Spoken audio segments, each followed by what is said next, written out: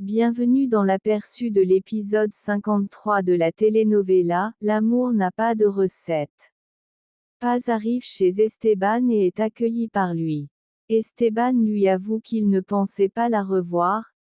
Cependant Paz lui fait comprendre clairement qu'elle ne le fait que pour accomplir son travail. Au moment où elle s'apprête à partir, il la retient, car il souhaite lui donner quelques indications concernant l'alimentation de Gala. Elvira arrive avec tous ses petits-enfants.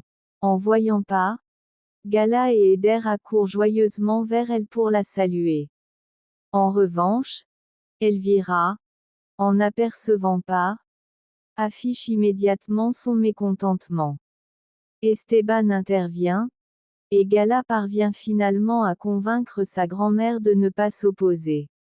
Elvira accepte la demande de sa petite fille, tout en précisant à Paz qu'elle le fait uniquement pour elle. Elle ne manque pas de lui rappeler que le mieux qu'elle puisse faire est de se concentrer sur son travail et non sur d'autres choses. Pendant ce temps, Ginebra et Mauro font de l'exercice chez eux. Une fois la séance terminée, Mauro demande à sa sœur pourquoi elle ne veut pas qu'il l'accompagne à l'entreprise. Ginebra lui explique qu'elle va s'occuper elle-même de l'éducation des enfants, car elle ne souhaite pas les envoyer à l'école. Elle ajoute qu'elle est certaine de bien faire, puisqu'il est très doué pour enseigner. Après quelques mots, les deux frères et sœurs s'enlacent. D'un autre côté, la famille Robles fait tout son possible pour ouvrir son restaurant. Tandis que Mireia prépare la sauce, elle est surprise de voir Mauro arriver chez elle. Elle s'approche de lui pour lui demander de partir, ne voulant pas avoir de problème avec sa famille. Mauro lui propose d'aller marcher un peu, car il souhaite lui parler. Mireia, bien que nerveux, accepte. De son côté, Pepa repeint la façade de sa maison pour effacer les messages qui y avaient été écrits. Son frère et sa grand-mère échangent quelques mots, puis il demande à celle-ci ce qu'elle pense de l'amour. Lupita lui donne son point de vue, et lorsque Salomon l'entend mentionner le café, il ne peut s'empêcher de lui faire une plaisanterie à propos de Porfirio, provoquant ainsi le sourire de tous. Lupita précise à ses petits-enfants que, bien que Porfirio soit un homme formidable, il n'est qu'un ami. Elle change ensuite de sujet et interroge ses petits-enfants sur la visite de Gemma chez le gynécologue. Salomon explique à sa grand-mère qu'après avoir fait quelques calculs, il est arrivé à la conclusion que l'enfant que Gemma attend est le sien, et il lui assure qu'il assumera sa responsabilité. Par ailleurs, Nandi et Keno se trouvent à l'endroit où doit avoir lieu la procédure de changement d'identité de la jeune femme. Nandi, très nerveux, ne peut s'empêcher de le lui confier, et Keno la rassure en lui apportant tout son soutien. Pendant qu'ils attendent leur tour dans la file, Nandi regarde son téléphone et montre à Keno une photo d'elle lorsqu'elle était enfant. Elle commence alors à lui raconter toutes les difficultés qu'elle a dû surmonter. Après un court échange, leur tour arrive enfin pour commencer la procédure. Pendant ce temps, Paz se trouve dans la cuisine en train de préparer le repas. À ce moment-là, Esteban entre. En la voyant, il reste immobile à l'observer. Lorsqu'elle s'aperçoit de sa présence, elle lui dit que, s'il veut lui parler, il doit se limiter à ce qui est strictement nécessaire. Esteban lui répond qu'il se souvient de toutes les conditions qu'elle a posées. Il s'approche d'elle et lui dit qu'il aurait dû l'écouter quand elle lui avait parlé de Gala. En le voyant si près, Paz ne peut s'empêcher d'être nerveux. Elle lui répond rapidement qu'il ne devrait pas regretter de ne pas l'avoir écouté. Puis elle change de sujet et explique qu'elle prépare le repas selon le régime de Gala, et demande s'il a déjà reçu les instructions du médecin. Esteban lui tend la tablette où se trouve la diète. En la prenant, leurs mains se frôlent, ce qui provoque un regard échangé entre eux. Gêné, Paz recule d'un pas et évite son regard. Après avoir lu attentivement la recette, elle lui dit qu'elle pourra la suivre sans problème. Esteban lui adresse encore quelques mots, mais ils sont interrompus par Gala, qui arrive pour dire à son père qu'elle est prête à partir. Gala se sent un peu coupable de lui prendre du temps, sachant qu'il a beaucoup de responsabilités à l'entreprise. En entendant cela, Paz lui propose spontanément de l'accompagner. Elle ajoute que la recette qu'elle prépare ne prend pas beaucoup de temps, et qu'elle pourra donc faire les deux choses sans difficulté. Gala la remercie, et Paz demande à Esteban s'il y voit un inconvénient. Il lui répond que non, et la remercie de prendre soin de sa fille. Pendant ce temps, Moro et Mireia marchent dans les rues du quartier de celle-ci. En discutant, il lui parle de son passé et des nombreuses épreuves qu'il a traversées avec sa sœur. De leur côté, Nandi et Keno arrivent enfin à leur tour pour effectuer le changement d'identité. Nandi, très heureux, s'approche de l'agent chargé de la procédure. Mais sa joie s'évanouit lorsqu'elle se rend compte que cet homme commence à la discriminer. En entendant ces paroles, Keno, furieux, prend la défense de Nandi. Moro poursuit son récit à Mireia, évoquant les douloureux souvenirs de son enfance. Il lui dit qu'il est prêt à tout pour lui prouver qu'il est une bonne personne. Nandi, de son côté, tente de défendre ses droits, mais l'homme continue de la discriminer. Keno, voyant la scène, s'approche de lui, le saisit violemment par la chemise et lui dit qu'il le dénoncera aux droits humains, car il ne mérite pas son poste. L'homme le menace en disant que, s'il ne le relâche pas, c'est lui qui aura des ennuis. Il appelle aussitôt la sécurité, et les gardes interviennent pour les séparer. Nandi et Keno décident alors de partir, mais avant de s'en aller, Nandi adresse quelques mots fermes à l'homme.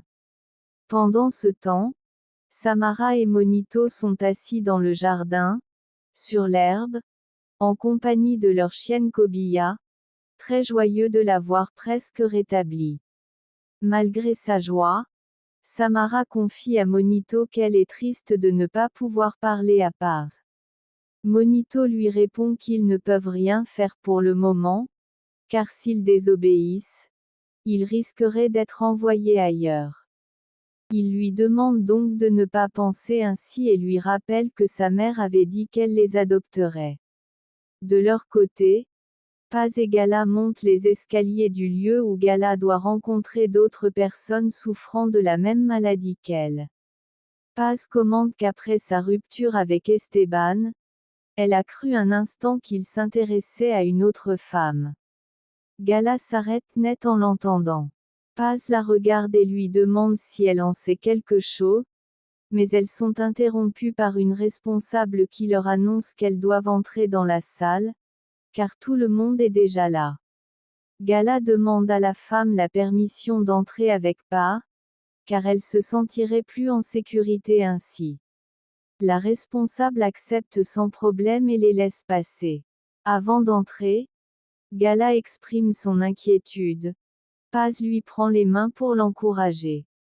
À l'entreprise, tout le monde est réuni pour décider qui prendra la direction.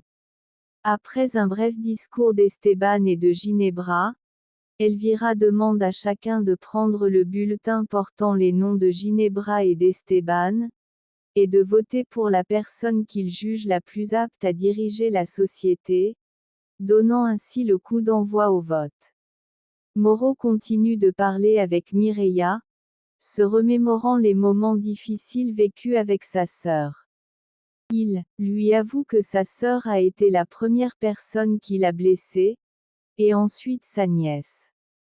En l'écoutant, Mireia lui demande pourquoi, Alors, Paz a entendu tout le contraire. Moreau lui assure qu'il s'agit d'un malentendu. Face à elle, lui tenant les mains, il lui dit qu'elle est la troisième personne qu'il aime. Mireia lui confie qu'elle a peur de ne pas comprendre ses propres sentiments. Il admet qu'il a peur, lui aussi, mais la supplie de ne pas le rejeter. Ils s'approchent l'un de l'autre et s'embrassent, mais Mireia l'interrompt, confus, lui demandant du temps pour mettre de l'ordre dans ses émotions. Il accepte et, avant de partir, lui rappelle qu'il l'aime. Salomon rejoint son frère, tout heureux, en se vantant d'être très doué pour réparer les vélos. Mais en voyant la mine de Peppa, il lui demande ce qui ne va pas. Peppa lui avoue qu'il n'arrive pas encore à croire qu'il va devenir oncle, disant qu'il est trop jeune et pas prêt pour une telle responsabilité.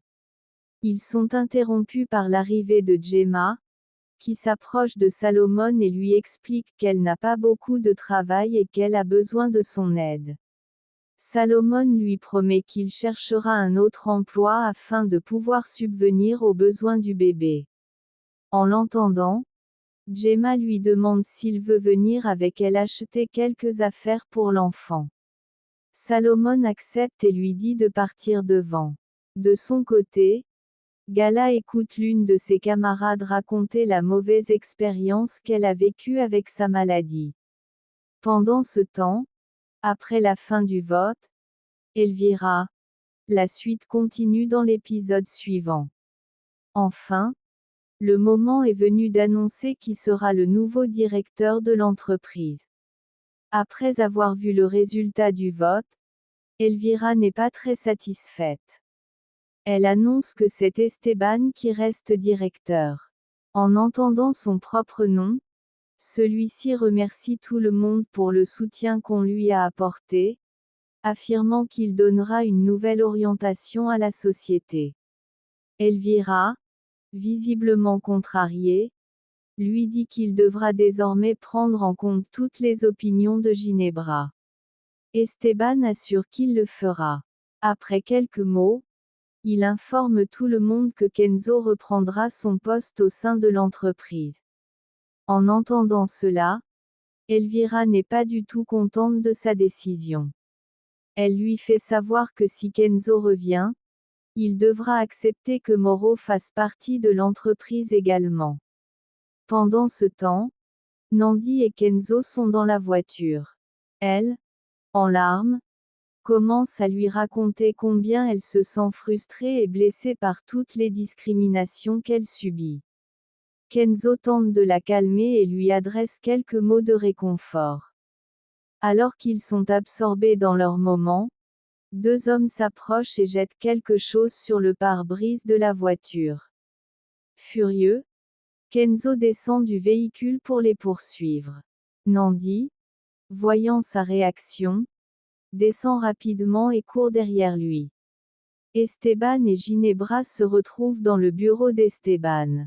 Ils échangent quelques paroles. Ginebra saisit la photo de la femme d'Esteban et la jette par terre avant de la briser avec son talon. Devant ce geste, Esteban est profondément en colère et la saisit violemment par les bras, mais ils sont interrompus par l'arrivée d'Elvira. De son côté, Gala discute avec Paz après la réunion. Gala lui confie que gérer cette situation sera bien plus difficile qu'elle ne le pensait. Paz lui dit que la meilleure façon d'affronter les choses est de laisser sortir toute la douleur qu'elle ressent. Après ces mots, Gala décide de lui révéler que son père et Ginebra ont commencé une relation. Esteban ramasse la photo de son époux.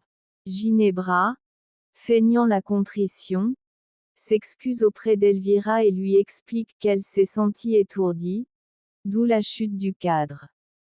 Mais Elvira ne la blâme pas, au contraire, elle s'en prend à Esteban. Celui-ci lui répond sèchement, et Ginebra intervient pour leur dire qu'ils ne devraient pas se disputer maintenant, car elle a besoin de d'eux.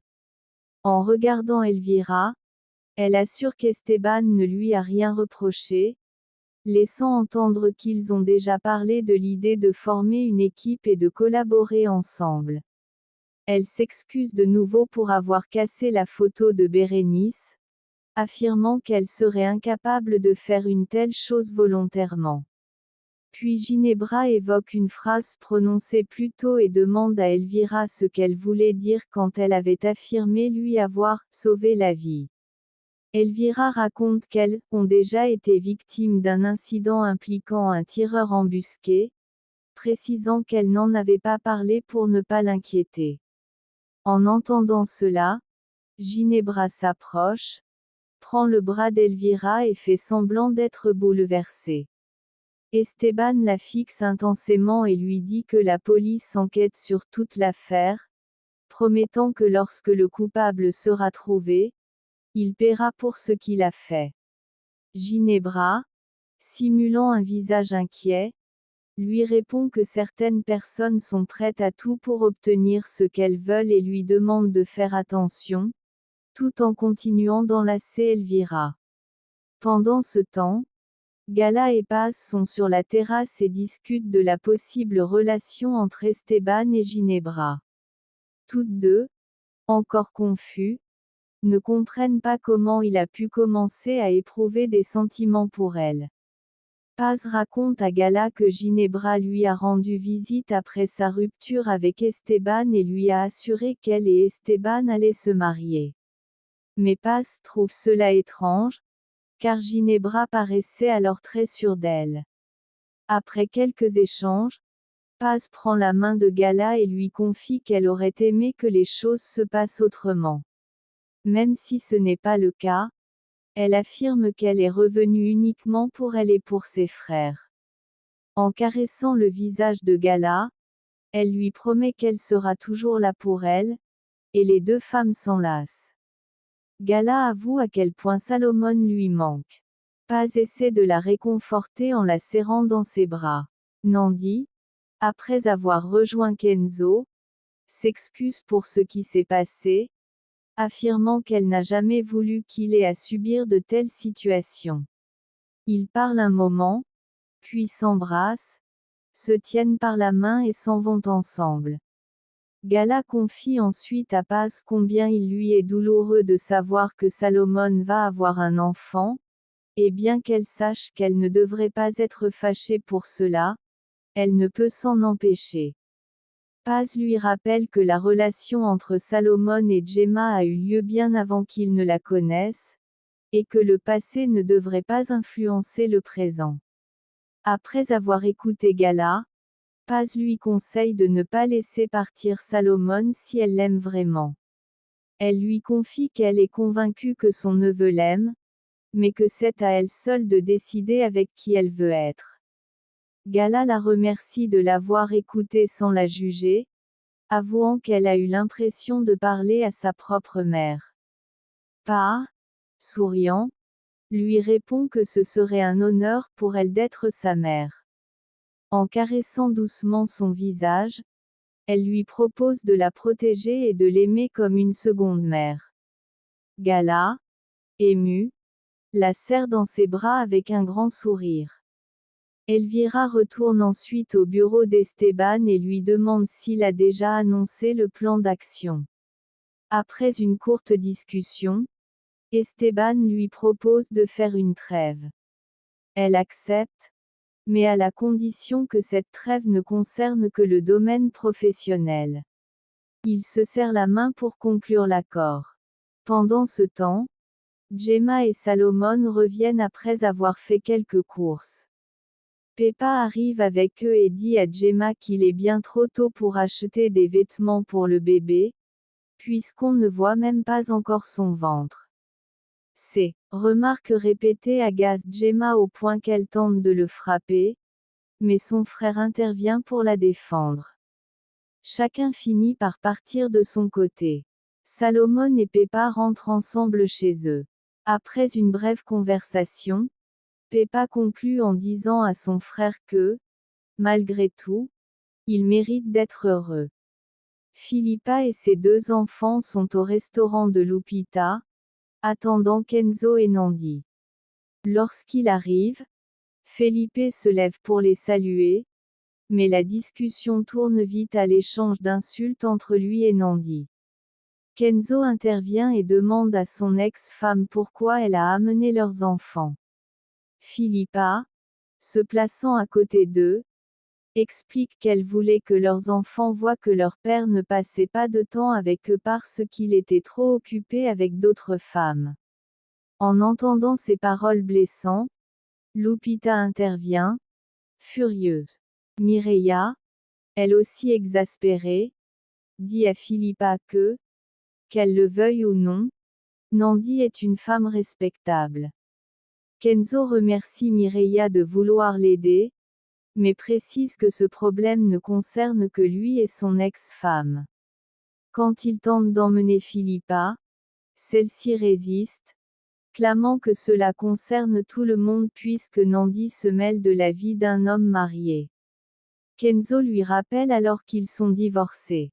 Leurs enfants interviennent aussi dans la dispute, mais Nandi reste ferme et défend ses convictions.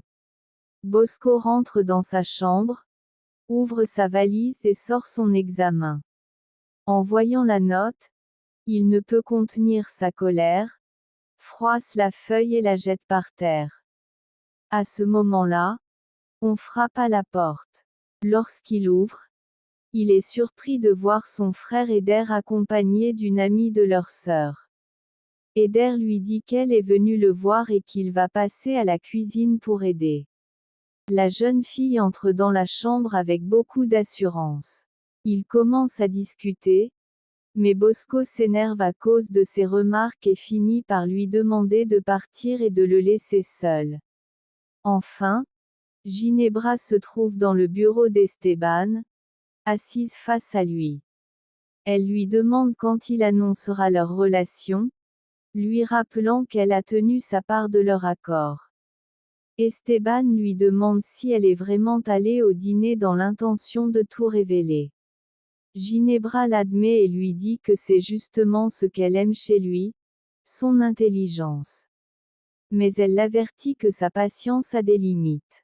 Esteban lui rappelle qu'il lui a demandé de laisser Samara et Paz garder le contact, et lui demande si elle compte vraiment le faire. Ginebra éclate de rire, se lève et lui assure qu'elle ne permettra jamais cela. Après quelques mots échangés, Esteban lui demande de le laisser parler d'abord à ses enfants, promettant qu'une fois sûrs qu'ils sont tous en sécurité, il rendra enfin leur relation publique. Ginebra, satisfaite, ne peut cacher son sourire. Ainsi se termine cet aperçu. Si cela vous a plu, laissez un « j'aime » et abonnez-vous.